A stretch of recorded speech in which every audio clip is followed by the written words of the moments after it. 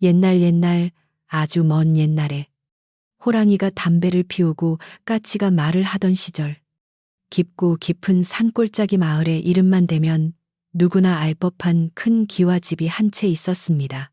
이 마을은 뒤로는 험준한 산맥이 병풍처럼 둘러쳐져 있고 앞으로는 맑은 강물이 굽이쳐 흐르는 명당이었으나 그 기와집 주인인 최참판의 인심만큼은 겨울 바람보다 차갑기로 소문이 자자했습니다. 마을 사람들은 그 앞을 지날 때마다 높은 담벼락을 올려다보며 혀를 차곤 했는데 그것은 그 집의 곳간에 쌓인 곡식이 부러워서가 아니라 그 집 담장 안에서 들려오는 며느리의 한숨소리가 안타까워서였습니다. 사시사철 말을 날이 없는 며느리의 눈물은 처마 끝에 달린 고드름보다 더 차갑게 얼어붙어 녹을 줄을 몰랐습니다. 최참판댁의 며느리인 연화는 본래 몰락한 선비 가문의 딸로서 얼굴은 달덩이처럼 훤하고 마음씨는 비단결처럼 고운 여인이었습니다. 그녀는 어린 나이에 이 집으로 시집을 왔으나 신혼의 단꿈을 꾸기도 전에 남편이 급병을 얻어 세상을 떠나는 바람에 청산과부가 되고 말았습니다. 보통의 경우라면 친정으로 돌아가 개가를 하거나 다른 삶을 살 수도 있었겠으나 연하는 유교의 법도를 중히 여기고 시부모를 봉양하는 것이 도리라 여겨 그 모진 세월을 견디며 시집에 눌러 살고 있었습니다. 그녀의 손은 고된 노동으로 거북이 등껍질처럼 거칠어졌지만 그녀의 눈망울만큼은 여전히 맑고 깊어 보는 이로 하여금 저절로 고개를 숙이게 만들었습니다. 매일 새벽 닭이 태를 치며 울기도 전인 캄캄한 어둠 속에서 가장 먼저 눈을 뜨는 사람은 언제나 연화였습니다.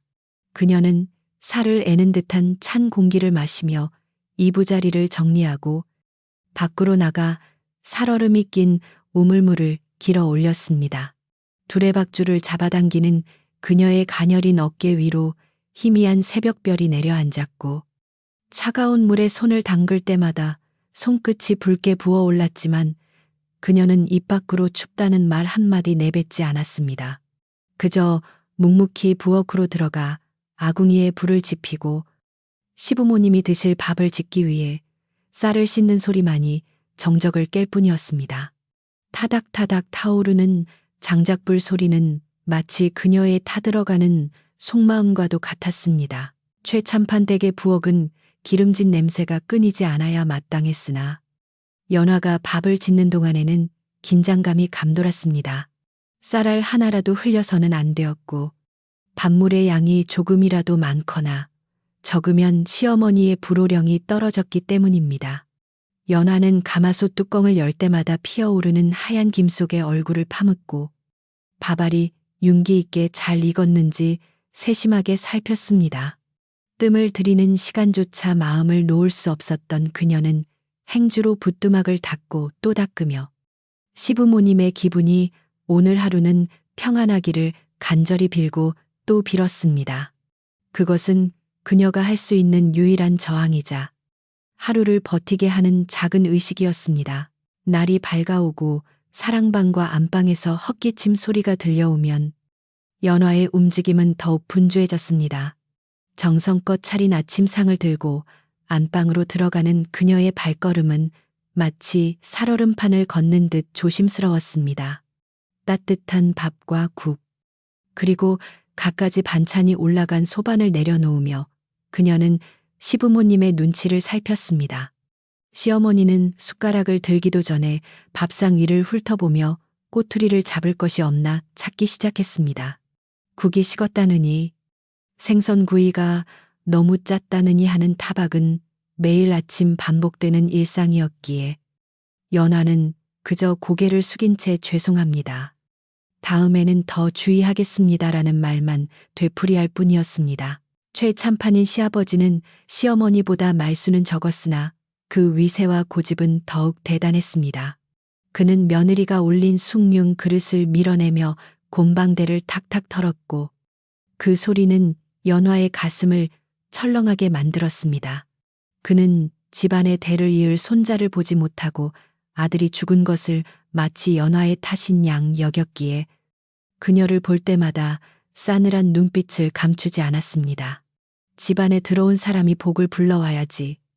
재수가 없으려니 곡식만 축내는구나 라고 중얼거리는 소리는 비수가 되어 연화의 가슴에 꽂혔지만 그녀는 입술을 꽉 깨물며 눈물을 참아내야 했습니다.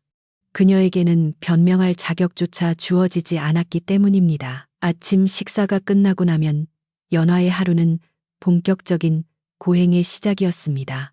넓은 마당을 빗자루로 쓸고 수많은 장독대를 닦으며 뒤뜰에 쌓인 장작을 정리하는 일까지 모두 그녀의 몫이었습니다. 집안에는 몇 명의 하인들이 있었지만 시어머니는 며느리의 길을 꺾어야 한다며 굳이 험한 일들을 연화에게 시키곤 했습니다. 하인들조차 그런 연화를 안쓰럽게 여겨 몰래 도우려 했지만 그 모습이 시어머니 눈에 띄기라도 하면 불벼락이 떨어졌기에 그들은 그저 먼 발치에서 발만 동동 구를 뿐이었습니다. 연화는 묵묵히 빗자루질을 하며 마당에 흙먼지를 일으켰고 그 먼지 속에 자신의 슬픔을 섞어 날려보냈습니다. 빨래터에 나가는 시간은 연화에게 그나마 숨통이 트이는 유일한 시간이었습니다. 마을 아낙네들이 모여 수다를 떠는 빨래터 한 구석에 자리를 잡고 앉아 방망이질을 하며 억눌린 감정을 쏟아낼 수 있었기 때문입니다. 하지만 마을 사람들은 최참판댁 며느리가 왔다는 것을 알면 입을 다물고 눈짓으로 인사를 건넬 뿐 감히 말을 걸지 못했습니다. 혹여나 말실수라도 해서 그 깐깐한 최참판댁의 귀에 들어가면 자신들에게 불똥이 튈까 두려웠기 때문입니다. 연화는 흐르는 냇물에 때가 낀 옷가지들을 헹구며 자신의 처지 또한 이 물결에 씻겨 내려가기를 바랐습니다. 차가운 물에 손이 빨갛게 얼어도 그녀는 멈추지 않았습니다. 어느 날은 빨래를 마치고 돌아오는 길에 마을의 어귀에 사는 점잖은 노인과 마주치게 되었습니다. 그 노인은 연화의 시아버지인 최참판과는 달리 덕망이 높고 사람을 귀하게 여길 줄 아는 분이었습니다. 그는 물동이를 이고 가는 연화의 창백한 얼굴을 보며 안타까운 마음에 혀를 차며 말했습니다. 세댁, 하늘은 스스로 돕는 자를 돕는다 하였네. 지금의 고생이 언젠가는 큰 복으로 돌아올 것이니 너무 상심하지 말고 굳건히 버티게나. 그 따뜻한 한마디는 연화에게 천금보다 귀한 위로가 되었고 그녀는 눈시울을 붉히며 깊이 고개를 숙여 감사를 표했습니다. 그 짧은 만남은 그녀가 다시 집으로 들어갈 용기를 주었습니다. 점심을 준비하는 부엌에서는 또 다른 전쟁이 벌어졌습니다. 시어머니는 곡간 열쇠를 허리춤에 차고 다니며 쌀독을 직접 열어주었는데 그 양이 터무니없이 적어 식솔들을 배불리 먹이기에는 턱없이 부족했습니다. 연화는 적은 쌀로 밥을 짓고 나물과 시래기를 넣어 양을 늘리려 애썼으나 시어머니는 그것마저도 낭비라며 타박하기 일쑤였습니다. 네가 살림을 해프게 하니 집안 꼴이 이 모양이다라며 쏘아붙이는 시어머니의 목소리는 부엌 담장을 넘어 온 동네에 울려 퍼졌습니다. 연화는 억울함에 가슴이 미어지는 듯했으나 그저 죄송합니다. 더 아끼겠습니다라고 대답할 수밖에 없었습니다. 오후가 되면 연화는 안방 문턱에 앉아 바느질을 시작했습니다. 시부모님의 비단옷을 짓고 해진 버선코를 기우는 일은 고도의 집중력과 솜씨를 요하는 작업이었습니다. 그녀의 바느질 솜씨는 인근 마을에서도 소문이 날 만큼 훌륭하여 그녀가 지은 옷은 맵시가 나고 편안하기로 유명했습니다. 하지만 정작 연화 자신은 색이 바래고 여기저기 기운 무명 저고리를 입고 있었으니 그 모습은 마치 화려한 꽃밭 속에 핀 이름 없는 들풀과도 같았습니다. 바늘에 찔려 손가락 끝에 피가 맺혀도 그녀는 붉은 피를 입으로 빨아내며 멈추지 않고 한 땀 한 땀 정성을 다했습니다. 해질녘이 되면 집안의 분위기는 더욱 무거워졌습니다. 최참판이 마실을 다녀와 사랑방에 자리를 잡으면 온 집안 식구들은 숨소리조차 크게 내지 못했습니다. 연화는 저녁상을 차려 올린 후 부엌 한 구석에 쭈그리고 앉아 남은 찬밥 덩어리로 끼니를 때웠습니다. 목이 메어 밥이 잘 넘어가지 않을 때는 물에 말아 후루룩 마시듯 삼켰는데 그럴 때마다 돌아가신 남편의 얼굴이 떠올라 가슴 한구석이 욱신거렸습니다. 남편이라도 살아있었다면 이렇게까지 서럽지는 않았을 것이라는 생각에 눈물이 밥그릇 위로 뚝뚝 떨어졌지만 그녀는 씩씩하게 눈물을 닦아내고 다시 일어섰습니다. 저녁 설거지를 마치고 나면 밤이 깊어갔지만 연화의 일과는 끝나지 않았습니다. 그녀는 다듬이 돌 앞에 앉아 빨래한 옷감들을 두들기기 시작했습니다. 다당다당, 다당다당. 경쾌하면서도 구슬픈 다듬이 소리는 밤하늘로 퍼져나가 마을 사람들의 잠을 청하는 자장가가 되었습니다. 마을 사람들은 그 소리를 들으며 저 집 며느리는 오늘도 잠 못 들고 고생하는구나 하며 혀를 찼습니다. 연하는 다듬이질을 하며 무념무상의 경지에 빠져들었고 그 반복적인 리듬 속에서 잠시나마 시름을 잊을 수 있었습니다. 달빛만이 그녀의 유일한 벗이 되어 창호지 문을 은은하게 비춰주었습니다.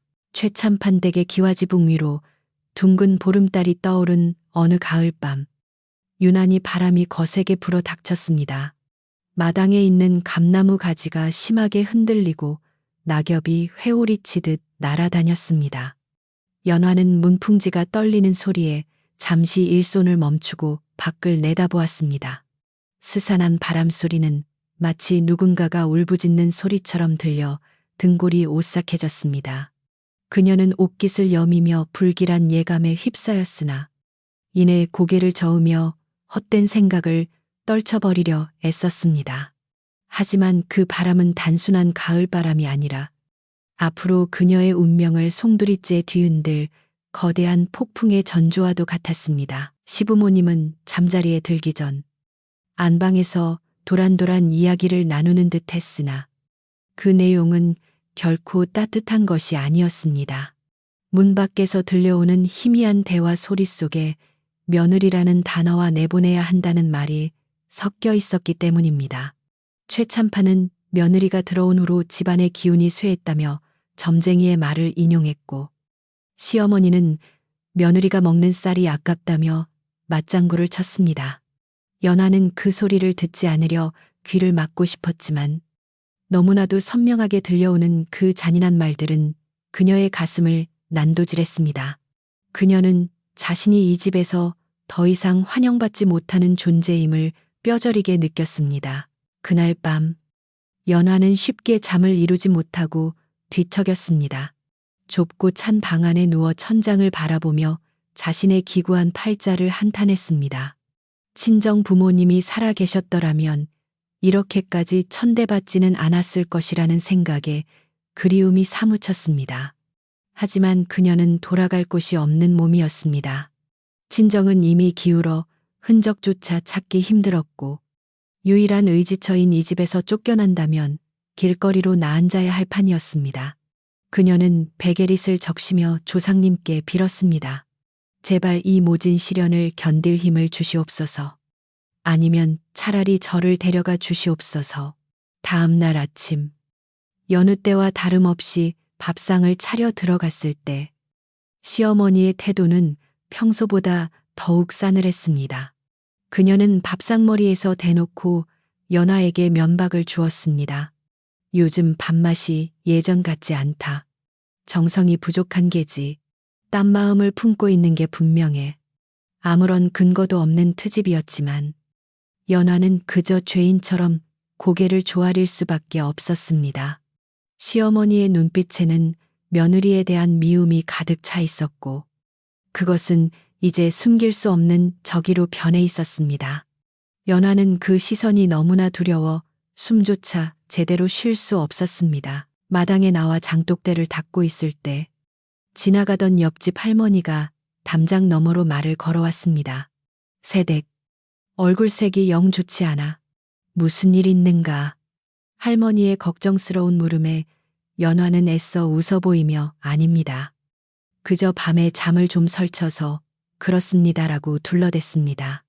하지만 할머니는 혀를 차며 저 독한 노인네들이 또 무슨 짓을 하려는 게지. 젠절장. 사람이 마음을 곱게 써야지라고 혼잣말을 하며 지나갔습니다. 연하는 그 말을 들으며 가슴 한구석이 찡해졌지만 남들에게 집안의 흉을 보일 수는 없어 입을 굳게 다물었습니다. 오후가 되자 최 참판이 하인을 불러 사랑방 앞마당을 정리하게 했습니다. 무언가 중요한 손님이 올 것처럼 분주한 모습이었습니다. 연하는 부엌에서 음식을 준비하며 누가 오시는지 궁금해했으나 감히 물어볼 수는 없었습니다. 잠시 후 갓을 쓰고 도포를 입은 낯선 사내가 대문을 들어섰습니다. 그는 최 참판과 마주 앉아 심각한 표정으로 이야기를 나누었는데 간간이 제가, 새 며느리, 사주팔자 같은 단어들이 들려왔습니다. 연화는 직감적으로 그 이야기가 자신과 관련된 것임을 알아차리고 손에 쥐고 있던 국자를 떨어뜨릴 뻔했습니다. 그 낯선 사내는 다름 아닌 중매쟁이 혹은 관상쟁이로 보이는 사람이었습니다. 최 참판 부부는 아들이 죽은 지 한참이 지났음에도 불구하고 죽은 아들을 위해 양자를 드리거나 혹은 며느리를 내쫓고 집안의 애군을 털어내려는 계획을 세우고 있었던 것입니다. 그들은 연하가 남편을 잡아먹은 여자라는 터무니없는 누명을 씌워 그녀를 빈손으로 내쫓을 명분을 만들고 있었습니다. 연하는 부엌 문틈으로 그들의 모습을 지켜보며 온몸이 사시나무 떨듯 떨려왔습니다. 자신이 평생을 바쳐 지켜온 이 집에서 헌신짝처럼 버려질 위기에 처한 것입니다. 해질 무렵 중매쟁이가 돌아가고 난 뒤 최 참판은 며느리를 사랑방으로 불렀습니다. 연하가 문지방을 넘어서자 시아버지는 싸늘한 목소리로 말했습니다. 요즘 집안에 우환이 끊이지 않는 것이 다 내 기운이 사나워서 그렇다는구나. 조만간 나를 잡아 결단을 내릴 것이니 그리 알아라. 구체적으로 무엇을 하겠다는 말은 없었지만 그 말 속에는 더 이상 그녀를 며느리로 인정하지 않겠다는 뜻이 담겨 있었습니다. 연하는 아버님, 제가 더 잘 모시겠습니다. 라고 애원하듯 말했으나 최 참판은 곰방대만 물고 먼 산을 바라볼 뿐이었습니다. 그날 밤 부엌에서 마지막 정리를 하던 연하는 아궁이 속에 타오르는 불꽃을 멍하니 바라보았습니다. 불꽃은 춤을 추듯 일렁이며 붉은 혀를 날름거렸는데 그것이 마치 자신의 운명을 조롱하는 것 같았습니다. 그녀는 아궁이 앞에 앉아 하염없이 눈물을 흘렸습니다. 억울하고 분했지만 힘없는 여인으로서 할 수 있는 것이 아무것도 없다는 무력감이 그녀를 더욱 비참하게 만들었습니다. 부직갱이로 죄를 뒤적이며 그녀는 다짐했습니다. 무슨 일이 있어도 마음만은 더럽히지 않겠다고, 끝까지 올바른 길을 가겠다고 스스로를 다독였습니다. 이제 바람은 더욱 거세져 문풍지를 찢을 듯이 울어댔습니다. 하늘에는 먹구름이 잔뜩 끼어 달빛조차 가려버렸고 마당에 서 있는 고목나무 그림자가 괴물처럼 춤을 추었습니다. 최참판댁의 깊은 밤은 그렇게 위태롭게 흘러갔고 연하의 앞날에는 칠흑 같은 어둠만이 기다리고 있는 듯했습니다. 하지만 그녀는 몰랐습니다. 진흙 속에서도 연꽃이 피어나듯 이 고통의 끝에 전혀 생각지 못한 새로운 운명이 기다리고 있다는 것을 말입니다. 이야기의 서막은 이제 막 올랐을 뿐이었습니다. 최참판댁의 기와 지붕 위로 서리가 하얗게 내려앉는 계절이 돌아왔습니다. 겨울이 깊어갈수록 산골 마을의 공기는 날카로운 칼날처럼 변해갔고 사람들의 입김은 뭉게구름처럼 피어올랐다가 이내 사라지곤 했습니다. 그러나 그 혹독한 추위보다 더 매서운 바람이 부는 곳은 다름 아닌 최참판댁 안방과 부엌 사이였습니다. 집안의 가장 어른인 최참판 부부가 며느리 연하를 쫓아내기로 작정한 이후 집안에는 하루도 바람 잘 날이 없었습니다. 마치 보이지 않는 먹구름이 집 전체를 휘감고 있는 듯 하인들조차 숨을 죽이며 발뒤꿈치를 들고 다녀야 했습니다. 그 무거운 침묵 속에서 오직 연하만이 죄인 아닌 죄인이 되어 가시방석 위에 앉아 있었습니다. 사단은 아주 사소한 일에서부터 시작되었습니다. 어느 날 아침, 시어머니는 곳간에 들어갔다가 비명을 지르며 뛰쳐나왔습니다. 아이고, 이 일을 어찌하면 좋아. 귀신이 곡할 노릇이네. 그녀의 목소리는 담장을 넘어갈 만큼 쩌렁쩌렁했고 그 소리에 놀란 연하가 부엌에서 달려나왔습니다. 시어머니는 다짜고짜 연하의 머리채를 잡을 듯이 삿대질을 하며 소리쳤습니다. 내년이 쥐새끼처럼 곡간을 드나들더니 기어이 쌀독을 축내었구나. 내 그럴 줄 알았다. 밤마다 부스럭거리더니 몰래 쌀을 퍼돌려 어디다 숨긴 게냐. 연화는 너무나 억울하여 말문이 막혔습니다. 그녀는 맹세코 쌀 한 톨 허투루 쓴 적이 없었으며 오히려 자신의 밥을 줄여가며 시부모님의 상을 차렸던 터였습니다. 어머니, 당치 않습니다. 저는 곡간 열쇠를 만져본 적도 없습니다. 어찌 그런 말씀을 하십니까? 연화가 떨리는 목소리로 변명했지만 시어머니에게 진실 따위는 중요하지 않았습니다. 이미 며느리를 도둑으로 몰기로 작정한 마당에 어떤 말이 귀에 들어오겠습니까? 시어머니는 콧방귀를 뀌며 바닥에 침을 깸 뱉었습니다. 열쇠야, 네가 훔치면 그만이지. 안 봐도 뻔하다. 친정에 가져다 주려고 빼돌린 게 분명해. 이 소동은 순식간에 집안 전체로 퍼져나갔습니다. 사랑방에 있던 최참판이 곰방대를 들고 나타나 근엄한 표정으로 물었습니다. 아침부터 무슨 소란인가?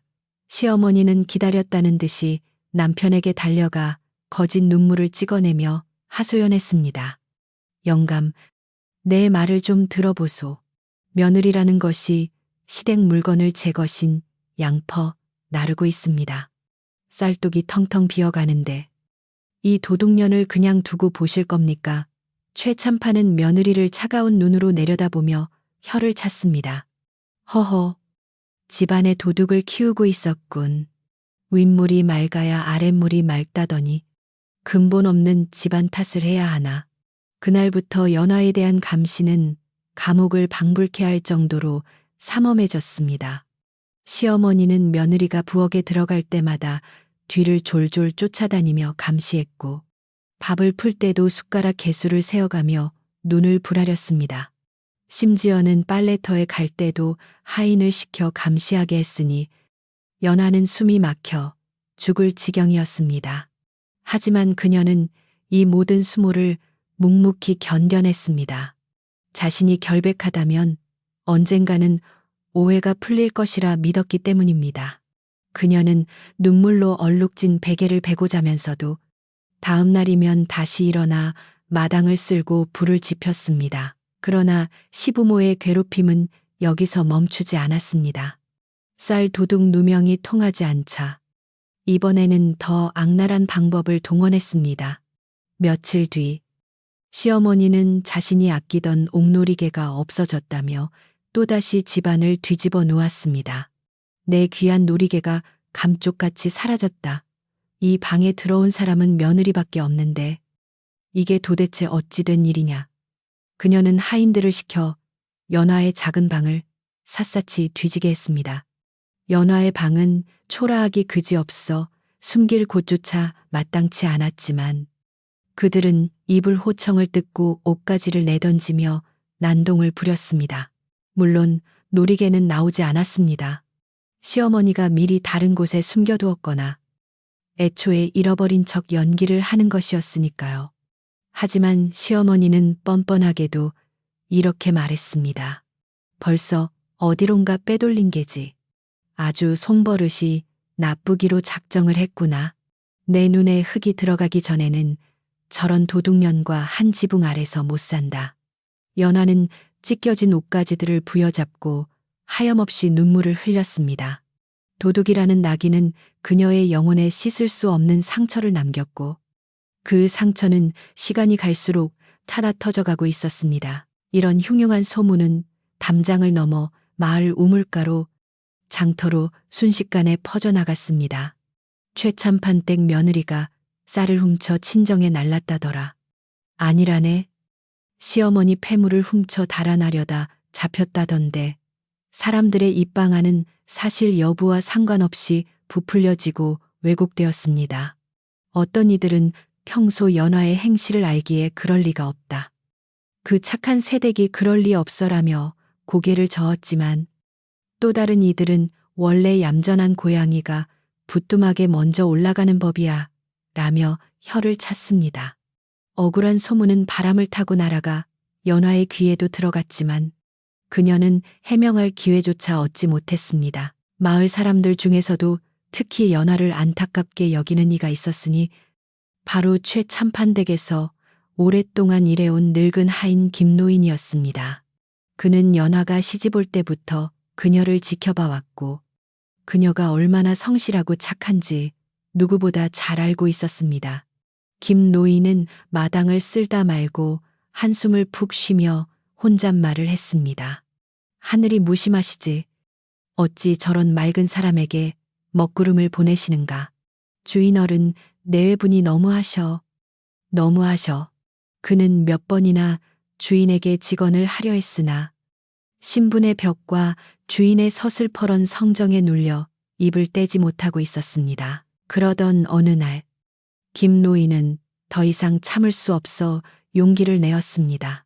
최 참판이 사랑방 캔마루에 앉아 있을 때 그는 조심스럽게 다가가 허리를 굽혔습니다. 나리, 소인이 주제넘은 말씀을 좀 올리겠습니다. 최 참판은 귀찮다는 듯이 인상을 찌푸리며 물었습니다. 무슨 일인가? 김노인은 떨리는 목소리로 말했습니다. 작은 아씨 연화 말입니다. 소인이 보기에 그분은 도둑질을 할 위인이 못 됩니다. 지난 몇 년간 그분이 흘린 땀방울을 보셨지 않습니까? 부디 노여움을 거두시고 해량하여 주십시오. 집안의 화목이 곧 복을 부르는 길이라 했습니다. 김노인의 충정 어린 조언은 불난 집에 기름을 부은 격이 되었습니다. 최 참판은 곰방대를 마당에 집어던지며 버럭 소리를 질렀습니다. 내 이놈 감히 종놈 주제에 주인 일에 참견을 해. 네가 그년과 한패거리가 되어 나를 능멸하려는 게냐. 그의 고함 소리에 놀란 참새들이 후다닥 날아올랐습니다. 당장 내 눈앞에서 꺼져라. 한 번만 더 그따위 소리를 짓거렸다가는 내 놈도 쫓아낼 줄 알아라.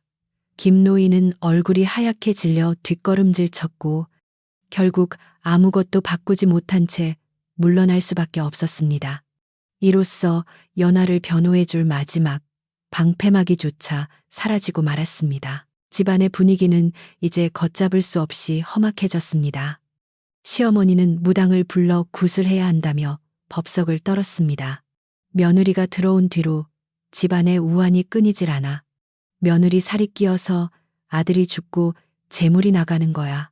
무당은 북과 징을 울리며 마당을 뛰어다녔고 칼춤을 추며 연화가 머무는 방 쪽을 향해 소금을 뿌렸습니다.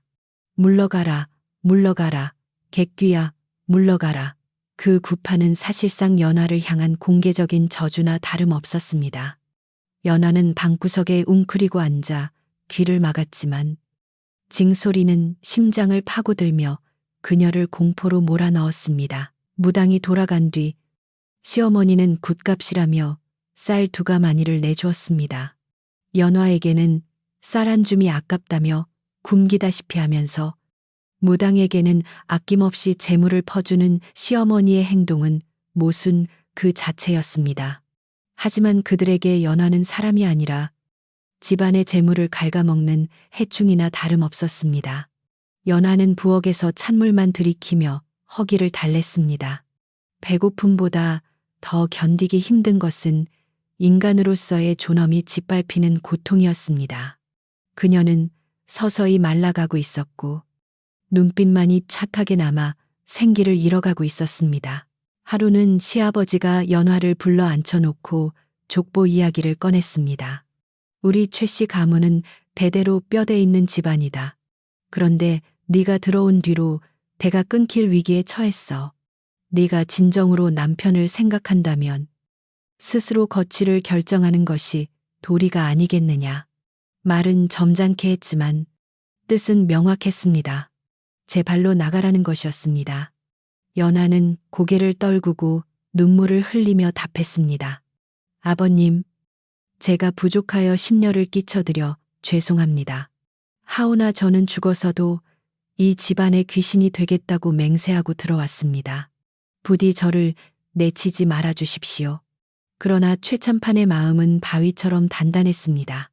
그는 며느리의 눈물을 보면서도 꿈쩍하지 않았습니다. 오히려 그 눈물을 보며 재수 없다고 생각할 뿐이었습니다. 그는 이미 마을 유지들과의 술자리에서 며느리를 내보내고 새 며느리를 드릴 것이라고 공공연하게 떠들고 다녔습니다. 연하가 버티면 버틸수록 그들의 괴롭힘은 더욱 교묘하고 집요해질 것이 뻔했습니다. 이제 이 집에는 연하를 위한 자리가 단 한 뼘도 남아있지 않았습니다. 그녀가 서 있는 곳은 벼랑 끝이었고 뒤에서는 시부모가 등을 떠밀고 있는 형국이었습니다. 겨울비가 추적추적 내리는 어느 오후, 연하는 빗물을 받아 설거지를 하고 있었습니다.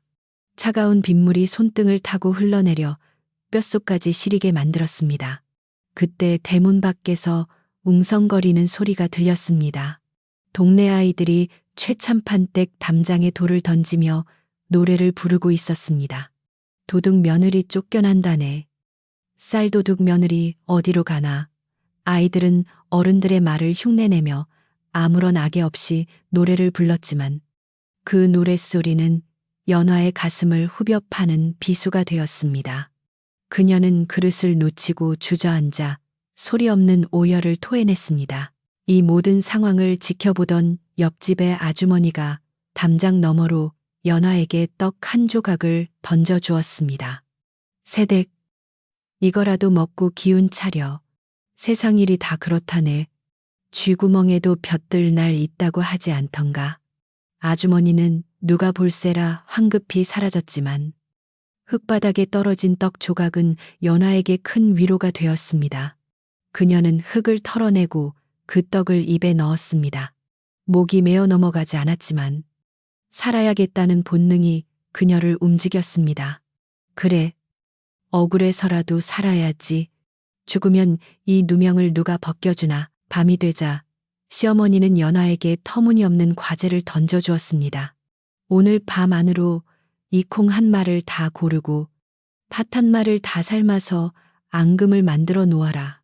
내일 아침 떡을 할 것이다. 그것은 혼자서 밤을 꼬박 세워도 다 하지 못할 양이었습니다. 게다가 불도 제대로 떼주지 않는 냉방에서 그 일을 하라는 것은 얼어 죽으라는 말과 다름없었습니다. 연하는 네, 알겠습니다라고 힘겹게 대답하고 콩 자루를 끌고 방으로 들어갔습니다. 호롱불 하나의 의지에 콩을 고르는 그녀의 손은 동상에 걸려 감각이 없었습니다. 시간이 흐를수록 손가락이 굳어 콩알을 짚기조차 힘들었습니다. 밖에서는 늑대 울음소리 같은 바람소리가 윙윙거리며 창문을 때렸습니다. 연하는 호우 입김을 불어가며 콩을 골랐지만 졸음과 추위가 동시에 밀려와 정신이 혼미해졌습니다. 그때 문득 돌아가신 남편의 목소리가 들리는 듯 했습니다. 부인, 미안하오. 내가 당신을 지켜주지 못해 미안하오. 환청이었을까? 연하는 깜짝 놀라 주위를 둘러보았지만 방 안에는 흔들리는 그림자뿐이었습니다. 그녀는 남편의 이름을 부르며 가슴을 쳤습니다. 서방님, 보고 계십니까? 제가 어찌해야 합니까? 새벽 닭이 울기 전 연하는 겨우 팥을 삶아 앙금을 만드는 일을 마쳤습니다. 온몸이 땀과 그을음으로 범벅이 되었고 손은 퉁퉁 부어 펴지지도 않았습니다. 잠시 눈을 붙일까 했지만 곧바로 아침밥을 지어야 할 시간이었습니다. 비틀거리며 부엌으로 나가는 그녀의 모습은 산송장이나 다름없었습니다. 시어머니는 부엌에 들어와 앙금을 확인하고는 꼬투리를 잡았습니다. 팥이 너무 삶아져서 죽이 되었구나. 귀한 곡식을 이렇게 망쳐 내가 일부러 나를 골탕 먹이려는 게지. 그녀는 다 된 팥앙금을 바닥에 엎어버렸습니다. 검붉은 팥물이 바닥에 튀고 연화의 치맛자락에도 묻었습니다. 그것은 마치 피처럼 보였습니다. 연화는 바닥에 주저앉아 엎어진 밭을 손으로 긁어 모았습니다. 어머니, 잘못했습니다. 한 번만 용서해 주십시오. 하지만 시어머니의 분노는 식을 줄 몰랐습니다. 용선해, 너를 더 이상 봐줄 수가 없다. 오늘 당장 내 친정으로 돌아가거라. 아니, 친정도 없는 몸이니 거적대기나 쓰고 나가라. 드디어 올 것이 왔습니다. 시어머니의 입에서 기어코 나가라는 말이 떨어진 것입니다. 최참판도 방문을 열고 나와 거들었습니다. 부인 말이 맞다. 더 이상 우리 집안에 너를 둘 수 없다. 네가 들어오고 나서 되는 일이 하나도 없어. 오늘날이 밝는 대로 짐을 싸서 나가거라. 이것은 가장으로서의 명령이다. 그들의 표정에는 일말의 미안함도 연민도 없었습니다. 오직 골치 아픈 혹을 떼어낸다는 홀가분함과 탐욕만이 가득 차 있었습니다. 연하는 그들의 얼굴을 번갈아 보며 이제는 정말 끝이라는 것을 직감했습니다. 더 이상 매달리는 것도 비는 것도 의미가 없음을 깨달았습니다. 하늘은 잿빛으로 변해 있었고 곧 큰 눈이 내릴 기세였습니다. 연화는 멍하니 하늘을 올려다보았습니다. 눈물이 말라버린 눈은 건조하고 뻑뻑했습니다. 그녀는 마음속으로 조용히 작별을 준비했습니다. 이 지옥 같은 집에서 벗어나는 것이 오히려 다행일지도 모른다는 생각이 스쳤습니다. 하지만 빈손으로 오갈 데 없는 몸으로 쫓겨난다는 것은 죽음과도 같은 공포였습니다. 그녀는 떨리는 손을 모아 가슴에 얹고 깊은 숨을 들이마셨습니다. 이제 그녀 앞에는 춥고 긴 겨울밤의 길만이 남아 있었습니다. 그날 오후 최참판댁 대문 앞에는 작은 보따리 하나를 든 연화가 서 있었습니다. 대문은 굳게 닫혔고 안에서는 빗장 지르는 소리가 쿵 하고 들려왔습니다. 그 소리는 연화와 이 집의 인연이 완전히 끊어졌음을 알리는 신호탄이었습니다. 마을 사람들은 멀찍이서 수군거렸지만 아무도 다가와 말을 걸지 못했습니다. 연화는 닫힌 대문을 향해 마지막으로 큰 절을 올렸습니다. 원망보다는 예의를, 저주보다는 축복을 남기고 싶었기 때문입니다. 그것이 그녀가 지킬 수 있는 마지막 자존심이었습니다. 하지만 운명은 참으로 짓궂고도 묘한 것이어서 가장 깊은 절망의 순간에 새로운 길을 예비해 두고 있었습니다.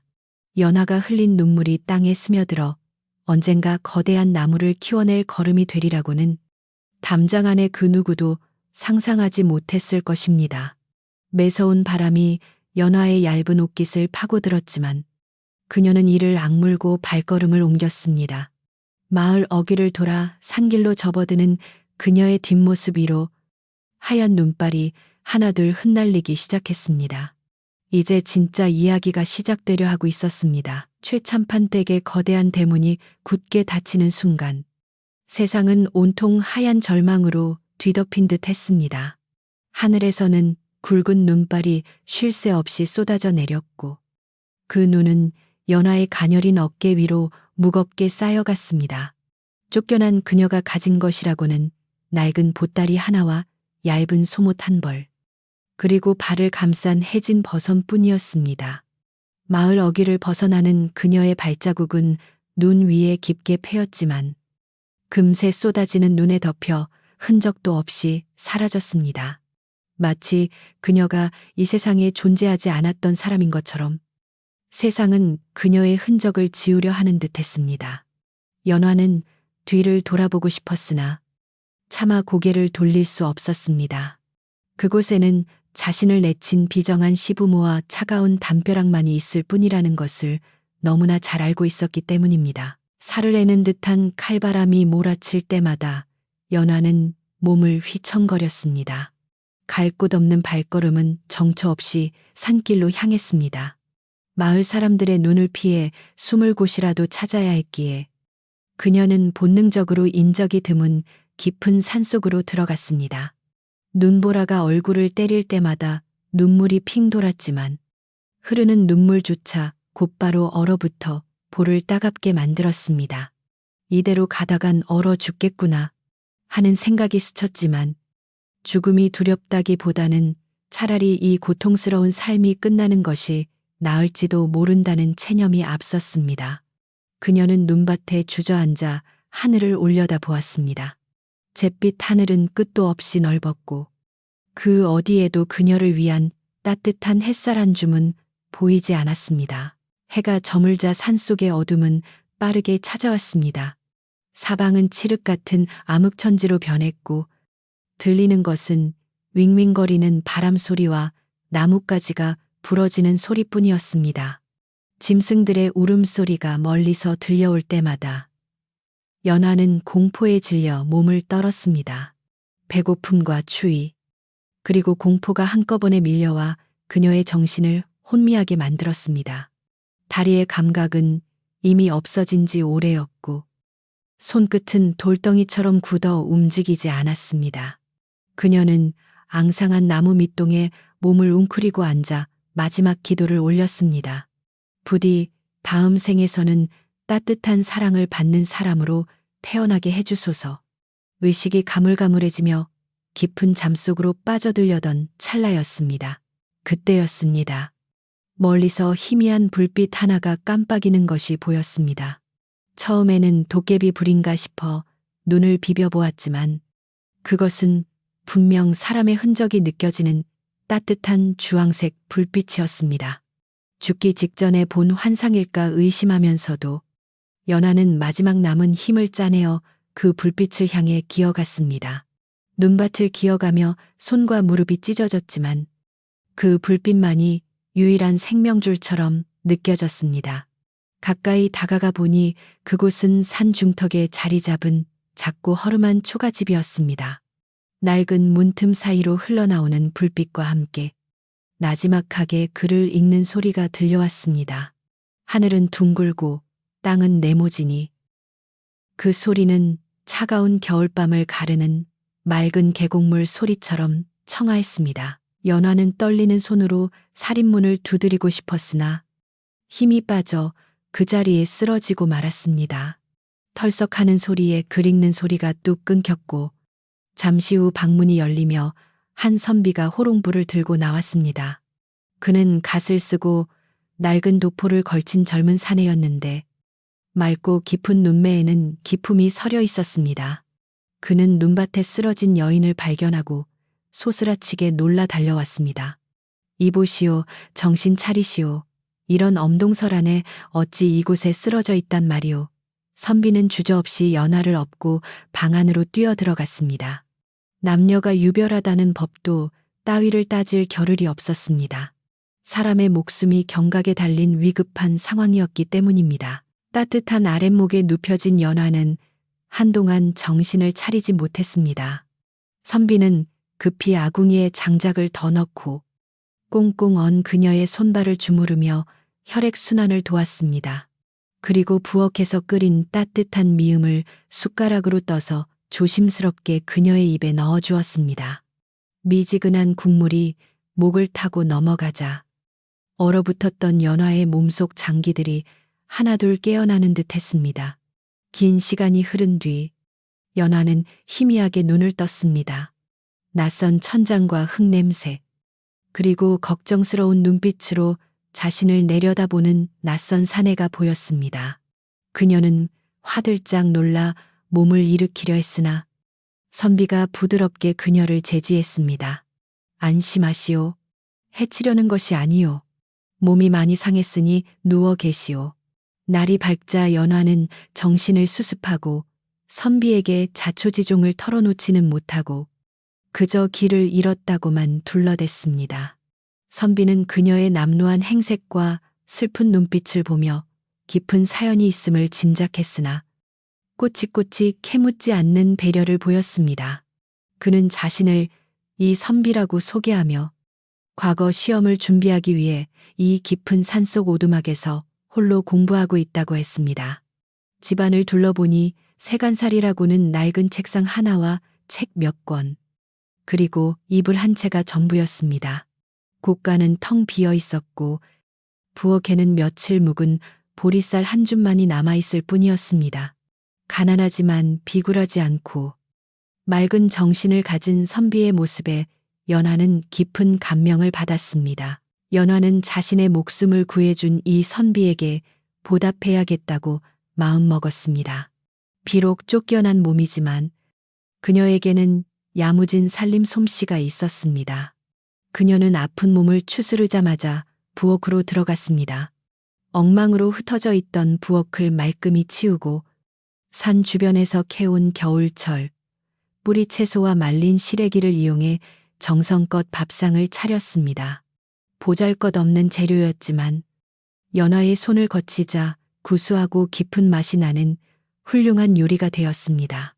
밥상 앞에 앉은 선비는 깜짝 놀랐습니다. 이런 산골에서 이토록 맛있는 음식을 먹게 될 줄은 몰랐소. 부인의 솜씨가 대단하구려. 선비의 칭찬에 연화는 수줍게 고개를 숙였습니다. 며칠이 지나 몸을 완전히 회복한 연화는 선비에게 조심스럽게 제안했습니다. 선비님, 갈 곳 없는 저를 살려주신 은혜는 백골이 난망입니다. 제가 이곳에 머물며 집안일을 도울 수 있도록 허락해 주십시오. 선비님께서는 오직 글 공부에만 전념하실 수 있도록 제가 뒷바라지 하겠습니다. 선비는 처음에는 여인의 몸으로 어찌 험한 산속 생활을 하겠냐며 만류했지만 연하의 결연한 눈빛과 진심 어린 태도에 결국 허락을 하고 말았습니다. 사실 선비 역시 혼자서 끼니를 해결하고 공부를 병행하는 것이 벅차던 참이었습니다. 두 사람은 그렇게 묘한 동거를 시작하게 되었습니다. 연하가 살림을 맡은 후로 초가집의 풍경은 완전히 달라졌습니다. 냉기가 돌던 방 안에는 온기가 감돌았고 마당은 언제나 정갈하게 쓸려 있었습니다. 그녀는 산을 돌아다니며 칡뿌리를 캐고 약초를 모아 장터에 내다 팔아 쌀과 반찬거리를 마련했습니다. 밤이면 호롱불 아래서 선비가 해진 옷을 입고 떨지 않도록 솜을 두어 누비옷을 지었고 버선코가 닳지 않도록 꼼꼼하게 기워주었습니다. 선비가 밤늦게까지 책을 읽으면 그녀는 옆방에서 조용히 바느질을 하며 깨어 기다리다가 따뜻한 숭늉을 끓여내오곤 했습니다. 선비에게 연화는 단순한 식객이 아니라 하늘이 내려준 든든한 버팀목이었습니다. 선비 또한 연화의 헌신에 깊은 감동을 받았습니다. 그는 공부가 막힐 때마다 연화와 대화를 나누었는데 그녀가 비록 글을 많이 배우지는 못했으나 사리 분별이 명확하고 지혜가 깊다는 것을 알게 되었습니다. 부인의 덕행은 옛 성현들의 말씀과 다르지 않소. 내가 글을 읽는 이유도 결국 백성을 편안하게 하고 세상을 바르게 하기 위함인데 부인의 마음가짐에서 배울 점이 많소. 선비는 연하를 존중하며 부인이라 불렀고 두 사람 사이에는 남녀 간의 정을 넘어선 깊은 신뢰와 존경심이 싹트기 시작했습니다. 그들은 서로의 상처를 보듬으며 혹독한 겨울을 함께 견뎌내고 있었습니다. 한편 연하를 쫓아낸 최참판 댁의 상황은 어떠했을까요? 며느리가 나간 첫날 시부모는 앓던 이가 빠진 것처럼 시원하다며 잔치를 벌였습니다. 떡을 하고 술을 빚어 마을 사람들을 불러 모았으나 사람들은 억지로 와서 떡만 받아갈 뿐 진심으로 축하해주는 이는 없었습니다. 오히려 뒤에서 저 집안은 천벌을 받을 거야. 멀쩡한 며느리를 내쫓고 잘 될 리가 있나라며 수군거렸습니다. 그러나 귀가 어두운 최참판 부부는 자신들이 승리했다고 착각하며 콧노래를 불렀습니다. 그들은 중매쟁이를 닥달하여 돈 많고 가문 좋은 집안의 딸을 새 며느리로 드리겠다고 호언장담했습니다. 그러나 이상하게도 연화가 떠난 후부터 최참판 댁에는 기이한 일들이 연이어 발생했습니다. 멀쩡하던 장독이 밤새 깨져 있기도 하고 외양간의 소가 이유 없이 시름시름 앓다 죽어나가기도 했습니다. 아침에 일어나 보면 마당에 까마귀들이 때로 몰려와 시끄럽게 울어대어 정신을 사납게 만들었습니다. 시어머니는 이게 다 그년이 나가면서 저주를 퍼부어서 그렇다며 펄펄 뛰었지만 사실은 집안을 돌보던 연화의 꼼꼼한 손길이 사라지자 그동안 가려져 있던 문제들이 하나둘 터져 나오기 시작한 것이었습니다. 하인들은 주인의 등살에 못 이겨 하나둘 집을 떠났고 넓은 기와집은 점점 흉가처럼 변해가고 있었습니다. 김노인마저 병을 핑계로 일을 그만두고 고향으로 내려가 버렸습니다. 이제 넓은 최참판댁을 지키는 것은 늙은 내외와 눈치 없는 어린 종년 하나뿐이었습니다. 밥상은 날이 갈수록 초라해졌습니다. 밥물을 맞추지 못해 밥이 서리거나 탁이 일수였고 국은 짜서 먹을 수가 없었습니다. 시어머니가 직접 부엌에 들어가 보았지만 평생 손에 물 한 방울 묻히지 않고 며느리만 부려먹던 그녀가 제대로 된 밥을 할 리 만무했습니다. 그녀는 부뚜막에 앉아 아이고 내 팔자야.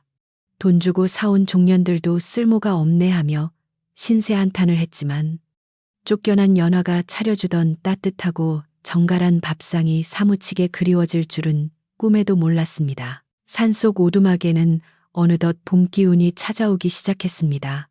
겨우내 얼어붙었던 계곡물이 녹아 졸졸 흐르고 메마른 나뭇가지에는 연두색 새싹이 돋아났습니다. 선비 이 씨는 연화의 지극정성 덕분에 건강을 되찾고 학문에 더욱 매진할 수 있었습니다. 그의 글 읽는 소리는 더욱 힘차고 낭낭해져 산골짜기를 울렸습니다. 연화는 나무를 캐러 산에 오르며 생각했습니다. 비록 몸은 고되지만 마음만은 이곳이 천국이구나. 시집살이의 고통에서 벗어나 자신의 가치를 알아주는 사람 곁에 있다는 사실만으로도 그녀는 행복했습니다. 그녀의 볼에는 다시 홍조가 돌아왔고 눈빛은 생기를 되찾았습니다. 어느 날 밤 선비는 책을 덮고 연화를 정좌시키더니 진지하게 말을 꺼냈습니다. 부인, 내 이번 봄에 한양으로 올라가 과거를 볼 생각이오. 부인의 노고가 헛되지 않도록 반드시 장원 급제하여 돌아오리다. 그때가 되면 정식으로 혼례를 올리고 부인을 내 아내로 맞이하고 싶소. 그것은 연화에게 건네는 일생일대의 약속이자 고백이었습니다. 연화는 눈물이 그렁그렁하여 고개를 끄덕였습니다. 선비님의 뜻이 그러하시다면 저는 믿고 기다리겠습니다. 부디 뜻을 펼치시고 만백성을 위한 훌륭한 관리가 되어 주십시오. 두 사람은 달빛 아래서 굳은 약속을 나누었고 그 약속은 훗날 세상을 놀라게 할 기적의 씨앗이 되었습니다. 선비가 과거를 보러 떠나는 날, 연화는 며칠 밤을 새워 만든 보찜을 챙겨주었습니다. 그 안에는 정성껏 말린 육포와 찹쌀떡, 그리고 꼼꼼하게 기분 여벌 옷이 들어있었습니다. 선비는 연화의 손을 꼭 잡으며 다시 한번 다짐했습니다. 금이 환영하리다. 조금만 기다려 주시오. 선비의 뒷모습이 산모퉁이를 돌아보이지 않을 때까지 연화는 자리를 뜨지 못했습니다. 그녀는 두 손을 모아 간절히 기도했습니다. 비바람이 몰아쳐도 꺾이지 않는 나무처럼 그가 세상의 풍파를 이겨내고 우뚝 서기를 빌고 또 빌었습니다. 선비가 떠난 후 연화는 홀로 오두막을 지키며 변함없이 하루를 보냈습니다. 하지만 그녀의 마음은 전과 달랐습니다. 이제는 막연한 기다림이 아니라 희망이 있는 기다림이었기 때문입니다. 그녀는 밭을 일구어 채소를 심고 산나물을 뜯어 장에 내다 팔며 선비가 돌아올 날을 준비했습니다. 마을 장터에서 들려오는 소문에 의하면 최참판댁은 사기를 당해 가산의 절반을 날렸다는 둥, 시아버지가 중풍으로 쓰러졌다는 둥 흉흉한 이야기뿐이었습니다. 연화는 그 소식을 듣고도 고소해하기보다는 안타까운 마음이 들었으나 이제는 남남이 된 그들의 일에 관여할 수는 없었습니다. 계절이 바뀌어 여름이 되고 다시 가을이 찾아왔습니다. 누렇게 익은 벼가 고개를 숙일 무렵 한양에서 급보가 날아들었습니다. 과거 시험에서 장원을 차지한 사람이 바로 산골 출신의 이 선비라는 소식이었습니다. 당방곡곡에 방이 붙고 사람들은 개천에서 용이 났다며 떠들썩했습니다. 이 기쁜 소식은 바람을 타고 산골 오두막까지 전해졌습니다. 연하는 그 소식을 전해 듣고 마당에 주저앉아 펑펑 울었습니다. 그것은 기쁨의 눈물이자 그동안 겪어온 모든 서름이 씻겨 내려가는 치유의 눈물이었습니다. 그녀가 묵묵히 쌓아 올린 공덕탑이 드디어 빛을 발하는 순간이었습니다. 곧이어 벼슬을 받은 이 선비. 아니, 이제는 이 정승이 된 그가 금에 환영한다는 전갈이 왔습니다. 화려한 관복을 입고 어사화를 꽂은 그가 가마를 타고 내려올 때 온 고을 사람들이 나와 그를 맞이했습니다. 하지만 이 정승의 눈은 화려한 환영 인파를 지나 산길에 서 있는 한 여인에게 고정되어 있었습니다. 허름한 옷을 입고 있지만 누구보다 고귀해 보이는 여인. 바로 연화였습니다. 정승은 가마에서 내려 그녀에게 다가가 정중하게 허리를 굽혔습니다. 부인, 약속을 지키러 왔소. 그 장면을 지켜보던 사람들은 모두 숨을 죽였고 이것은 전설이 될 이야기의 절정이었습니다. 반면 최참판댁의 몰락은 이제 돌이킬 수 없는 지경에 이르렀습니다. 가사는 탕진되었고 하인들은 모두 도망갔으며 남은 것은 빚독촉뿐이었습니다. 끼니조차 잊기 어려워진 시부모는 텅 빈 안방에 앉아 서로를 원망하며 싸우기 바빴습니다. 영감이 며느리를 쫓아내자고 해서 이 꼴이 된 거 아니오. 무슨 소리, 임자가 쌀 도둑이라며 난리를 쳐서 그런 거 아니냐. 그들의 목소리는 공허하게 메아리쳤고 배고픔의 고통만이 그들을 잠매고 있었습니다. 그들은 꿈에도 몰랐습니다. 자신들이 버린 며느리가 지금 세상에서 가장 존귀한 부인이 되어 있다는 사실을 말입니다. 이제 곧 그들에게 닥칠 운명의 장난은 가혹하기 짝이 없을 것입니다.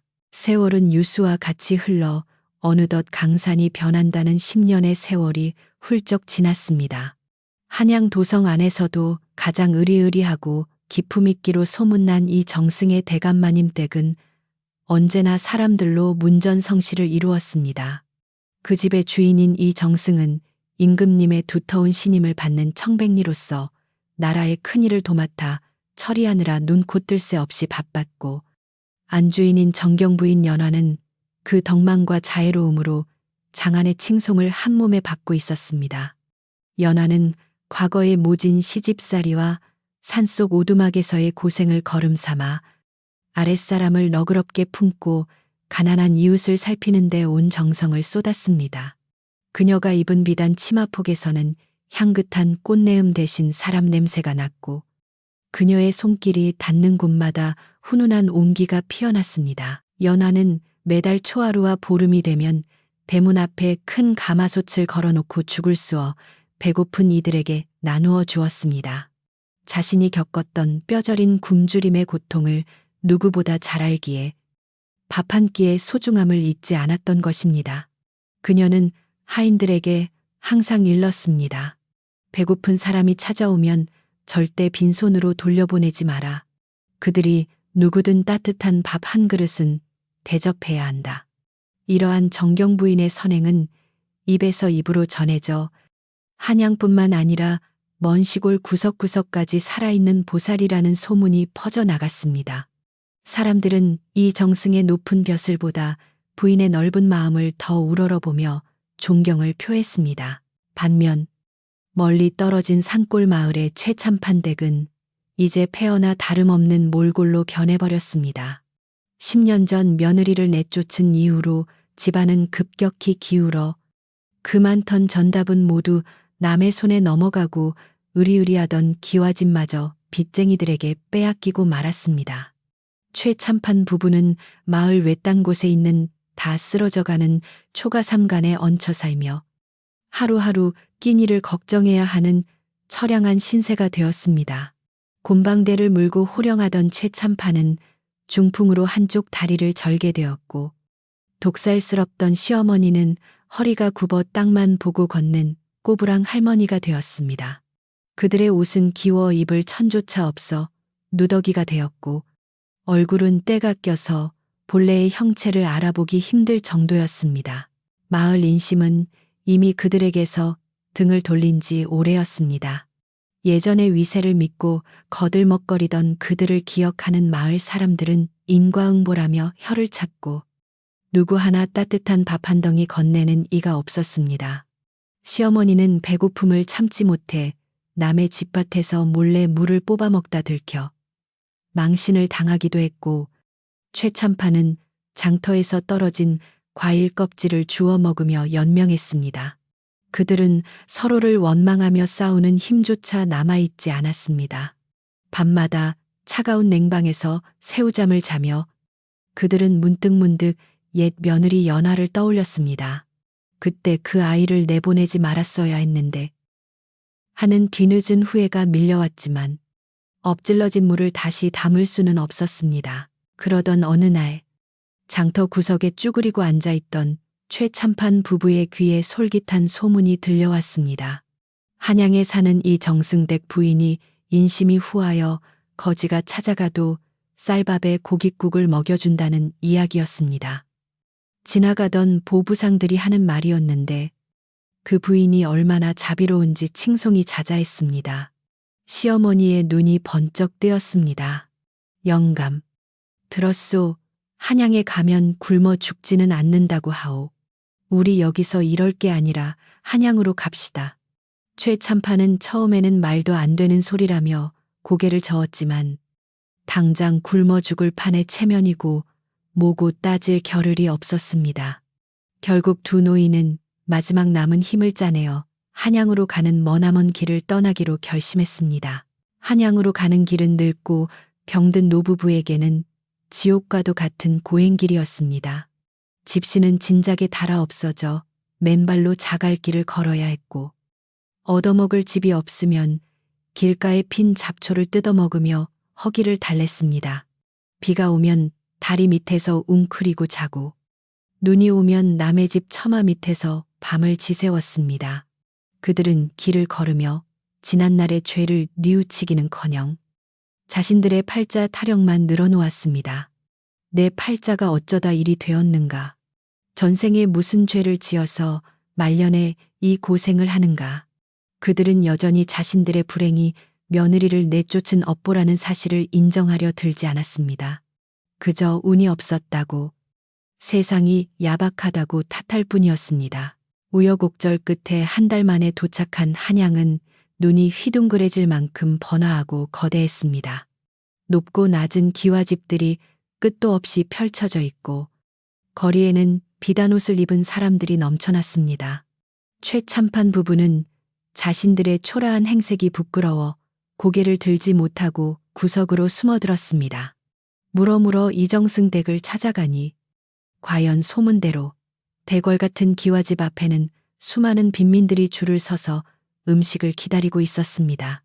고소한 밥 냄새와 구수한 국 냄새가 담장 너머로 흘러나오자 며칠을 굶은 두 노인은 염치불구하고 그 줄의 맨 끝에 섰습니다. 배고픔 앞에서는 양반의 자존심도 가문의 체면도 아무런 소용이 없었습니다. 하인들이 나와 커다란 나무 그릇에 국밥을 퍼주기 시작했습니다. 최참판 부부는 침을 꼴깍 삼키며 자신의 차례가 오기만을 목이 빠지게 기다렸습니다. 드디어 그들 차례가 되어 밥을 받으려는데 대문 안쪽에서 부인께서 나오십니다 하는 소리가 들렸습니다. 순식간에 주변이 조용해지더니 화려한 비단옷을 입고 머리에는 옥비녀를 꽂은 귀부인이 하녀들의 시중을 받으며 걸어 나왔습니다. 그녀는 줄 서 있는 사람들을 일일이 둘러보며 많이들 드시고 기운 내세요라고 따뜻한 말을 건넸습니다. 최참판 부부는 감히 그 귀한 분의 얼굴을 똑바로 쳐다보지 못하고 고개를 조아렸습니다. 그런데 그 귀부인이 최참판 부부 앞을 지나가다가 멈칫하고 발걸음을 멈추었습니다. 연화였습니다. 그녀는 수많은 사람들 속에서도 단번에 자신의 시부모를 알아보았습니다. 비록 몰골은 거짓골을 하고 늙고 병들었지만 그 얼굴에 서린 탐욕과 고집스러운 눈매는 10년 전과 변함이 없었기 때문입니다. 연화의 심장이 쿵하고 내려앉았습니다. 잊고 지냈던 지난날의 서름과 고통이 파도처럼 밀려왔습니다. 당장이라도 하인을 시켜 쫓아내고 싶은 마음이 불쑥 솟구쳤으나 그녀는 이내 평정심을 되찾았습니다. 그녀는 이제 더 이상 구박받는 며느리가 아니라 한나라의 정승 부인이었기 때문입니다. 연화는 떨리는 손을 옷소매 속에 감추고 옆에 있는 집사에게 나지막이 지시했습니다. 저기 맨 끝에 서 있는 두 노인을 안채 별당으로 모시세요. 멀리서 온 손님 같으니 특별히 상을 잘 차려 대접해 드리세요. 집사는 의아했지만 주인의 명이니 군말 없이 따랐습니다. 영문을 모르는 최의 참판 부부는 하인들에게 이끌려 대문 안으로 들어갔습니다. 그들은 혹시 자신들이 무슨 잘못을 해서 끌려가는 것은 아닌가 덜덜 떨었지만 코끝을 찌르는 음식 냄새에 이끌려 발걸음을 옮길 수밖에 없었습니다. 안내된 방은 따뜻하고 깨끗했습니다. 잠시 후 상다리가 부러질 만큼 푸짐한 밥상이 들어왔습니다. 하얀 쌀밥에 고깃국, 조기구이, 갖가지 전과 나물들이 가득했습니다. 평생 구경도 못 해본 진수성찬이었습니다. 최참판 부부는 서로의 얼굴을 쳐다볼 겨를도 없이 허겁지겁 숟가락을 들었습니다. 이게 꿈이냐 생시냐. 영감. 많이 드시오. 임자도 어서 드시오. 죽어도 여한이 없구려. 그들은 체면도 있고 손으로 음식을 집어먹으며 걸신 들린 듯 배를 채웠습니다. 입가에 밥풀을 묻히고 국물을 흘리며 먹는 그들의 모습은 참으로 딱하고 비참해 보였습니다. 식사가 거의 끝나갈 무렵 방문이 스르르 열리며 연화가 들어왔습니다. 그녀는 뒷짐을 지고 들어와 말없이 그들이 먹는 모습을 지켜보았습니다. 배가 부르니 그제야 정신이 든 최. 참판 부부는 낯선 귀부인의 등장에 화들짝 놀라 숟가락을 놓고 자리에서 일어났습니다. 아이고, 마님, 죽을 죄를 지었습니다. 너무 배가 고파서 그만. 시어머니가 땅바닥에 납작 엎드려 빌었습니다. 최 참판도 다리를 절며 허리를 굽혔습니다. 살려주십시오. 저희는 그저 지나가던 늙은이들입니다. 연화는 천천히 그들 앞으로 다가갔습니다. 그리고 차분하고 위험 있는 목소리로 물었습니다. 밥맛은 좋으셨습니까? 먼 길 오시느라 고생이 많으셨지요. 그 목소리는 어딘가 낯익으면서도 낯선 울림이 있었습니다. 시어머니는 고개를 살짝 들어 부인의 얼굴을 훔쳐보았습니다. 고운 피부와 기품 있는 자태, 그리고 서늘하면서도 슬픈 눈빛, 어디서 많이 본 듯한 얼굴이었습니다. 시어머니의 눈동자가 흔들리기 시작했습니다. 설마, 아니겠지. 설마 그럴 리가 없어. 연화는 그들의 혼란스러운 표정을 읽고는 옅은 미소를 지으며 입을 열었습니다. 어르신들, 저를 기억하지 못하시겠습니까? 10년 전, 눈 내리는 겨울밤에 팥죽을 쑤다 쫓겨난 그 며느리 말입니다. 그 한마디는 천둥 소리보다 더 크게 방안을 울렸습니다. 최참판 부부의 얼굴이 순식간에 흑빛으로 변했습니다. 최참판은 들고 있던 지팡이를 떨어뜨렸고 시어머니는 입을 벌린 채 숨을 들이키지 못해 춤칭거렸습니다. 눈앞에 있는 이 고귀한 정승 부인이 자신들이 도둑 누명을 씌워 내쫓은 그 며느리라니 도저히 믿을 수 없는 현실 앞에 그들은 넋을 잃고 말았습니다. 연화야, 네가 정말 우리 며느리 연화란 말이냐? 최참판이 떨리는 목소리로 물었습니다. 연화는 고개를 끄덕였습니다. 예, 아버님, 접니다. 아버님과 어머님께서 쌀 도둑이라며 내치셨던 그 연화가 맞습니다. 연화의 확인 사살의 시어머니는 그 자리에 털썩 주저앉으며 방바닥을 쳤습니다. 아이고, 아이고, 세상에 이런 병괴가 있나. 하늘이 무너져도 솟아날 구멍이 있다더니 이게 무슨 날벼락이야. 그것은 반가움보다는 공포와 경악에 가까운 비명이었습니다. 자신들이 저지른 죄가 얼마나 큰지 알기에 이제 죽은 목숨이나 다름없다고 생각한 것입니다. 연화는 그들의 추태를 조용히 내려다보았습니다. 마음속에서는 온갖 감정이 교차했습니다. 당장이라도 호통을 치며 그동안의 서름을 쏟아내고 싶었지만 그녀는 그러지 않았습니다.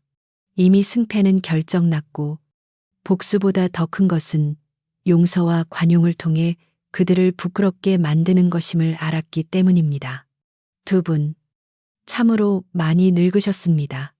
그토록 아끼시던 기와집과 전답은 다 어디에 두고 이렇게 빈손으로 오셨습니까? 연화의 뼈 있는 질문에 최참판 부부는 아무 말도 하지 못하고 고개만 푹 숙였습니다. 쥐구멍이라도 있으면 숨고 싶은 심정이었습니다. 그때 밖에서 이 정승의 인기척이 들렸습니다. 부인, 안에 귀한 손님이 오셨다 들었소. 방문이 열리고 위풍당당한 이 정승이 들어왔습니다. 그는 방 안에 있는 두 노인을 보고 잠시 의아해했으나 곧 상황을 짐작하고 부인 옆에 섰습니다. 정승의 위엄에 눌린 최 참판 부부는 사시나무 떨듯 떨며 무릎을 꿇었습니다. 이제 그들은 며느리뿐만 아니라 나라의 높은 어른 앞에서도 죄인이 된 것입니다. 시어머니는 연화의 치맛자락을 붙잡고 울부짖기 시작했습니다. 아가, 아니, 마님, 제발 우리를 살려다오. 우리가 늙어서 노망이 들어 그랬던 것이니 부디 옛정을 생각해서라도 한 번만 용서해 다오. 최참판 역시 땅에 머리를 대시며 빌었습니다. 내가 눈이 멀어 옥석을 가리지 못했다. 다 내 죄다. 내 죄야. 제발 이 늙은이들을 불쌍히 여겨다오. 돌아가라 하면 돌아갈 것이고 죽으라 하면 죽는 심혈이라도 하겠다. 제발 밥줄만은 끊지 말아다오. 한때 호랑이처럼 무서웠던 시아버지가 눈물 콧물을 흘리며 비는 모습은 참으로 인생무상을 느끼게 했습니다. 연화는 그들의 비굴한 모습을 보며 승리의 기쁨보다는 씁쓸한 연민을 느꼈습니다. 권불 10년, 화무 11홍이라 했던가. 권세는 10년을 못 가고 꽃은 열흘을 붉지 못한다는 말이 눈앞에서 증명되고 있었습니다. 이 정승은 부인의 어깨를 감싸며 조용히 말했습니다. 부인, 이분들이 부인의 옛 시부모님들이시오. 부인의 뜻대로 하시오. 내치든 거두든 부인의 결정을 따르리다. 모든 권한은 연화에게 넘어왔습니다. 방 안의 공기는 무겁게 가라앉았고 시부모의 애원 소리만이 처량하게 울려 퍼졌습니다. 연화는 깊은 한숨을 내쉬며 시부모를 일으켜 세우려 했습니다. 하지만 그들은 겁에 질려 일어날 생각조차 하지 못하고 계속해서 아이고, 잘못했습니다라는 말만 주문처럼 반복했습니다. 연화는 차갑게 식어버린 국그릇을 바라보며 말했습니다. 일어나십시오. 두 분이 무릎을 꿇어야 할 대상은 제가 아니라 하늘과 두 분의 양심입니다. 저는 두 분께 복수할 생각이 없습니다. 그랬다면 아예 이 방에 들이지도 않았겠지요. 그녀의 목소리는 단호했지만 그 밑바닥에는 알 수 없는 따뜻함이 깔려 있었습니다. 시어머니는 눈물을 훔치며 연화의 얼굴을 올려다 보았습니다. 그토록 미워하고 구박했던 며느리가 지금은 자신들의 생사여탈권을 쥐고 있는 구세주가 되어 있었습니다. 연화는 하인을 불러 명했습니다. 이분들께 따뜻한 물을 대령하여 씻게 하고 새 옷을 내어드리거라. 그리고 객방에 잠자리를 마련해 드려라. 그리고는 시부모를 향해 덧붙였습니다. 오늘은 밤이 늦었으니 편히 쉬십시오. 지난 일에 대한 이야기는 날이 밝으면 다시 하지요. 연화는 말을 마치고 정승과 함께 방을 나갔습니다. 남겨진 최참판 부부는 멍하니 닫힌 방문을 바라보았습니다. 안도감과 부끄러움, 그리고 알 수 없는 감동이 뒤섞여 그들은 한동안 말을 잇지 못했습니다. 방 밖으로 나온 연화는 밤하늘을 올려다보았습니다. 10년 전 쫓겨나던 날 보았던 그 눈 내리는 밤하늘과는 달리 오늘의 밤하늘은 맑고 별이 총총했습니다. 그녀는 가슴 속에 응어리져 있던 큰 돌덩이 하나가 빠져나간 듯한 시원함을 느꼈습니다. 이제 모든 것이 제자리를 찾아가고 있었습니다. 과거의 상처는 치유되었고 악연은 선연으로 바뀔 준비를 마쳤습니다. 그녀는 내일 아침 그들에게 마지막 자비를 베풀고 진정한 이별을 고할 생각이었습니다. 그것이 자신을 지키고 또한 그들을 용서하는 유일한 길임을 알았기 때문입니다. 밤바람이 그녀의 옷깃을 스치고 지나갔지만 이제는 춥지 않았습니다. 이 정승댁의 아침은 여느 때와 다름없이 평온하고 활기차게 밝아왔습니다. 동쪽 하늘에서 붉은 해가 솟아오르며 기와 지붕의 곡선을 황금빛으로 물들였고 뜰에 심어진 매화나무 가지 위에서는 참새들이 제잘거리며 아침을 노래했습니다. 그러나 사랑채 옆 별당에 머물고 있는 최참판 부부에게 이 아침 햇살은 그 어느 때보다 부끄럽고 따가운 것이었습니다. 비단 이불의 부드러운 촉감과 방안을 은은하게 채우는 모과 향기는 그들이 지난 10년간 잊고 살았던 호사였으나 동시에 자신들이 버린 며느리가 누리고 있는 이 거대한 복이 얼마나 큰 것인지를 실감하게 하는 잔인한 증거이기도 했습니다. 그들은 밤새 한숨도 자지 못한 채 눈으로 서로를 바라보며 깊은 한숨만 내쉬었습니다. 날이 완전히 밝자 정갈하게 차려입은 하녀들이 들어와 아침 새순물을 대령하고 아침상을 차려주었습니다. 하얀 쌀밥에 맑은 조개탕, 그리고 정갈하게 담긴 밑반찬들은 보기만 해도 군침이 돌았으나 최참판과 시어머니는 목이 메어 숟가락을 제대로 들 수 없었습니다. 어젯밤 며느리 앞에서 보였던 추태가 떠올라 쥐구멍이라도 찾고 싶은 심정이었습니다. 시어머니는 국그릇을 들고 손을 떨며 말했습니다. 영감, 이 밥이 목구멍으로 넘어가오. 나는 우리가 지은 죄가 너무 커서 이 밥을 먹다가 체할 것만 같소. 최참판은 묵묵히 밥을 물에 말며 대답했습니다. 그래도 먹어야지. 염치 없지만 살려면 먹어야 해. 그리고 마지막으로 며느리에게 용서를 빌고 떠나야 하지 않겠나. 아침 식사가 물러가고 얼마 지나지 않아 연화의 최측근 하녀가 와서 그들을 안채로 모시겠다고 전했습니다. 두 노인은 죄인처럼 고개를 숙이고 하녀의 뒤를 따라갔습니다.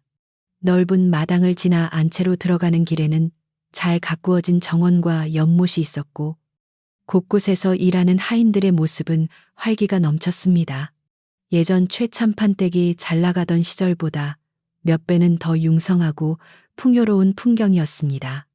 그 모든 것을 자신들이 발로 차버렸다는 사실에 가슴이 미어지는 듯 했습니다. 마침내 안채 대청마루에 이르자 연화가 단아한 한복 차림으로 앉아 차를 마시고 있는 모습이 보였습니다. 그녀의 곁에는 따뜻한 김이 피어오르는 다관이 놓여 있었습니다. 연화는 들어오는 시부모를 보고 자리에서 일어나지 않고 눈짓으로 앉을 자리를 권했습니다. 어서 오세요. 간밤에 잠자리는 편안하셨는지요? 그녀의 목소리는 차분했고 어제의 서슬퍼런 위엄보다는 조금 더 부드러워져 있었습니다.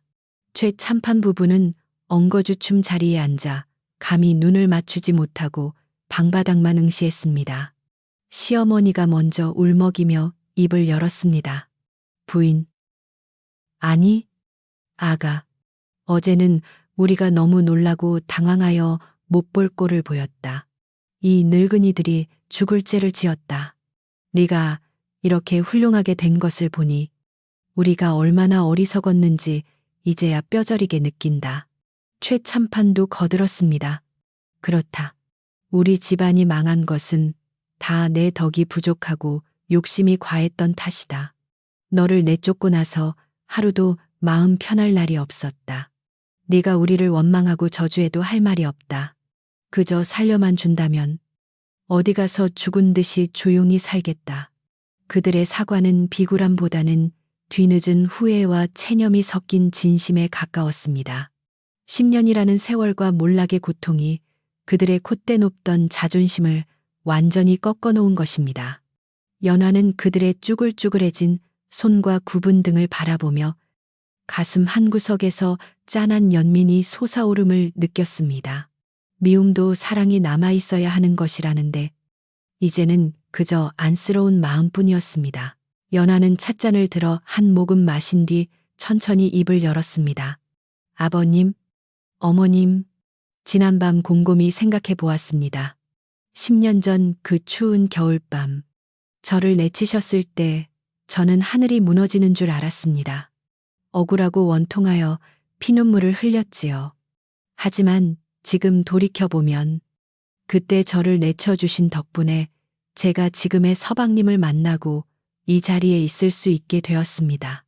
그녀의 말은 역설적이었지만 뼈가 있었습니다. 만약 제가 그 집에서 계속 며느리로 살았다면 평생 부엌대기로 살다가 이름 없이 죽었겠지요. 그러니 저는 두 분을 원망하지 않기로 했습니다. 오히려 제 운명을 바꿔주신 것에 감사해야 할지도 모르겠습니다. 그녀의 말에 시부모는 고개를 들 수 없었습니다. 감사하다는 말이 오히려 더 큰 꾸지람으로 들렸기 때문입니다. 연하는 옆에 놓여있던 작은 자개함을 열어 두툼한 비단 주머니 2개를 꺼냈습니다. 그리고 그것을 시부모 앞으로 밀어놓았습니다. 이것은 제가 드리는 마지막 선물입니다. 아내는 두 분이 고향으로 돌아가 작은 집을 마련하고 남은 여생을 뱉지 않고 사실 수 있을 만큼의 재물을 넣었습니다. 큰 돈은 아니지만 두 분이 욕심을 부리지 않고 사신다면 충분할 것입니다. 시어머니는 믿기지 않는다는 표정으로 주머니를 바라보았습니다. 빈손으로 쫓겨날 줄 알았는데 오히려 노후를 보장해주는 재물을 주다니. 그녀는 덜덜 떨리는 손으로 주머니를 집어들며 오열했습니다. 아가, 아니 마님, 어찌 이런 큰 은혜를 베푸십니까? 우리는 며느리 밥그릇까지 뺏었던 사람들인데 천벌을 받아 마땅한 우리에게 이리도 자비로우시다니요. 눈물이 주름진 뺨을 타고 흘러내려 옷깃을 적셨습니다.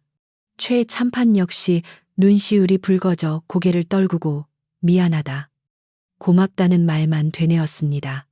그것은 그들이 태어나서 처음으로 남에게 해보는 진정한 감사의 말이었습니다. 하지만 연화의 다음 말은 단호했습니다. 다만 한 가지 약속을 해주셔야 합니다. 이 돈을 가지고 고향으로 돌아가시되 다시는 한양 땅을 밟지 마십시오. 그리고 어디 가서 저를 며느리라 부르지도 마십시오. 우리의 인연은 10년 전 그 눈 오는 밤에 이미 끝났습니다. 저는 이제 최 씨 집안의 며느리가 아니라 이 씨 가문의 안 사람입니다. 오늘 대문을 나가시면 우리는 다시는 보지 않는 남남이 되는 것입니다. 이것은 그녀가 자신과 현재의 가족을 지키기 위해 그은 명확한 선이었습니다. 용서는 하되 관계는 복원하지 않겠다는 분명한 의지였습니다. 최 참판 부부는 그 뜻을 너무나 잘 알아들었습니다. 염치가 있다면 감히 다시 찾아오거나 인연을 주장할 수는 없는 노릇이었습니다. 그들은 연하의 발 아래 엎드려 큰절을 올렸습니다. 알겠다. 명심하겠다. 죽는 날까지 네 은혜를 잊지 않고 고향에서 조용히 속죄하며 살겠다. 부디 만수무강하고 자손대대로 복을 누리거라. 그것은 시부모로서가 아니라 한 인간으로서 존경하는 분에게 올리는 하직 인사였습니다. 연화도 자리에서 일어나 그들에게 정중하게 맞절을 했습니다. 안녕히 가십시오. 부디 건강하시기를 바랍니다. 그들이 떠날 채비를 마치고 대문 앞에 섰을 때 이 정승도 마중을 나왔습니다. 그는 넉넉한 인품으로 노인들의 손을 한 번씩 잡아주었습니다. 조심히 내려가십시오. 부인의 뜻을 헤아려 주셔서 감사합니다. 최 참판은 이 정승의 손을 잡고 눈물을 흘리며 말했습니다. 대감마님, 부디 우리 며느리, 아니, 정경 부인을 많이 아껴주십시오. 천사 같은 사람입니다. 우리가 복을 발로 찼으나 대감께서는 그 복을 알아보셨으니 하늘이 내린 인연입니다. 이 정승은 빙그레 웃으며 고개를 끄덕였습니다. 염려 마십시오. 제 목숨보다 귀하게 여길 것입니다. 대문이 활짝 열리고 최참판 부부는 등 뒤에 보찜을 지고 걸음을 옮겼습니다.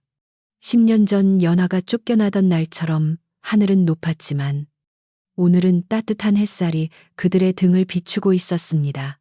대문이 쿵 하고 닫히는 소리가 들리자 두 노인은 잠시 멈칫하여 뒤를 돌아보았습니다. 굳게 닫힌 대문은 이제 다시는 열리지 않을 과거의 문과도 같았습니다.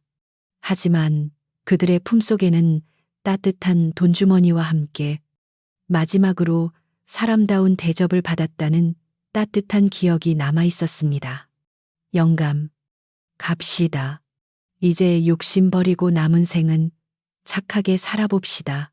시어머니의 말에 최참판은 고개를 끄덕이며 지팡이를 짚고 발걸음을 재촉했습니다.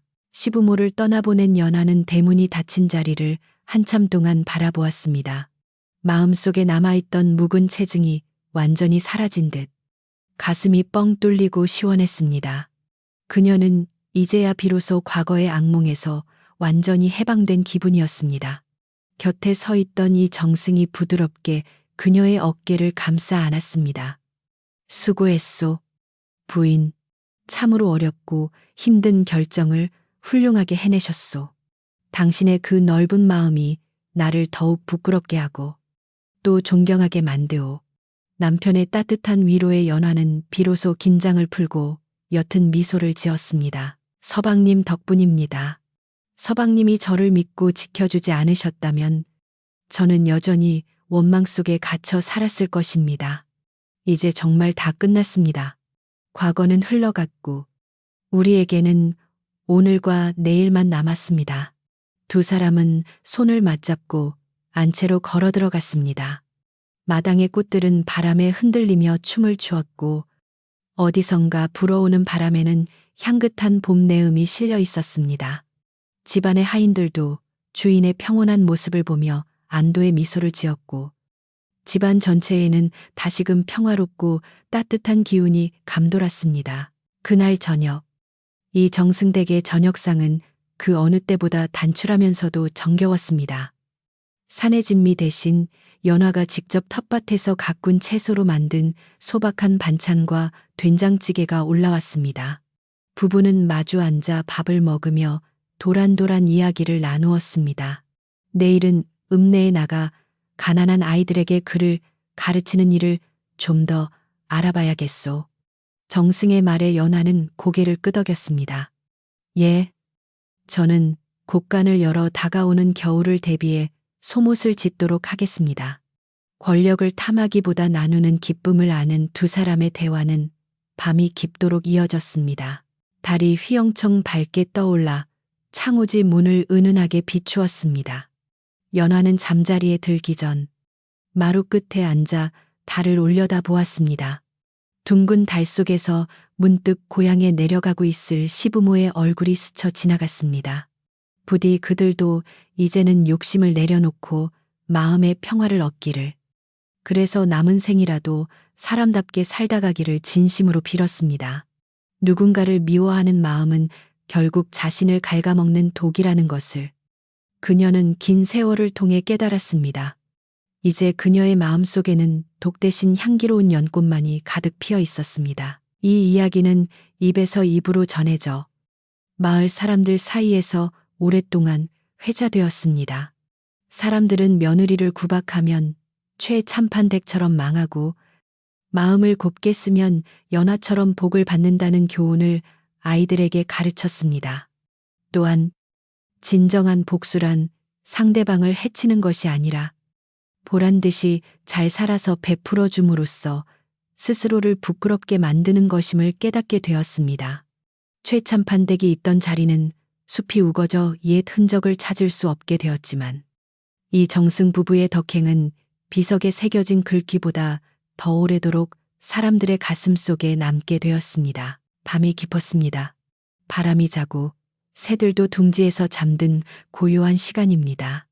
착한 마음으로 하루를 견뎌낸 당신에게도 연하와 같은 따뜻한 복이 찾아오기를 바랍니다. 엎질러진 물은 다시 담을 수 없지만 우리는 언제든 새로운 물을 길어 올릴 수 있습니다. 오늘 하루 있었던 힘든 일들은 모두 흘려보내고 내일은 맑고 시원한 샘물처럼 희망찬 하루가 되시기를 바랍니다. 옛날 이야기는 여기서 끝이 나고 이제 당신의 꿈속에는 평온함만이 가득할 것입니다. 안녕히 주무세요.